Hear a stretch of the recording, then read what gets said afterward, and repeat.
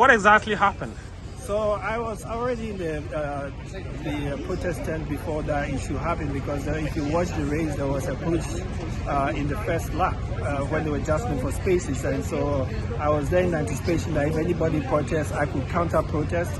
Then whilst we were there, the video, they showed on the video that he has been disqualified. So I asked for video evidence, and they took me to the room and showed me the evidence.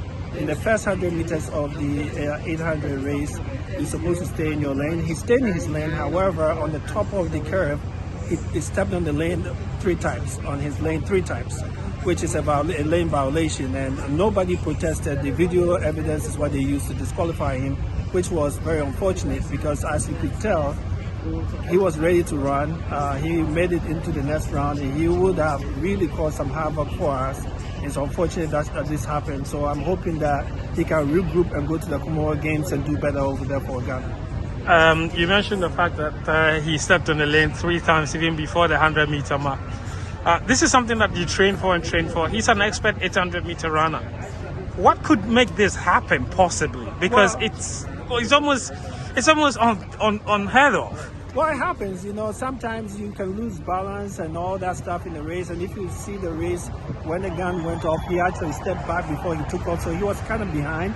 So I think in the process of trying to catch up, that's when that happened. So I cannot blame the guy for it. He did his best. I don't even think he knew that he stepped on the line. Nobody knew he stepped on the line. If it wasn't for video evidence that they have, nobody would have realized that he stepped on line. So it was unfortunate that it didn't even give him any advantage. So it's unfortunate that they used the video evidence to disqualify him. Yeah. We make a joke around it here, but it's a serious matter. It's 2 to go. Obviously, the first 3 events not exactly gone the way we wanted. How would you say the preparation has been for Deborah and then the relay team? They are looking good. The 4x1, we had our last official full training today. They look sharp. We had a wonderful time. The time even went by so fast. By the time we finished, we realized we have been on the track for almost 4 hours, which is, we did really well today. So we expect that they'll go and come out on Friday and do wonderfully. With Deborah, she's looking good at practice. Her and her coach has been working out really well. So I expect that if she's able to replicate what she's been doing at practice, she should do fairly well. Okay, one last one.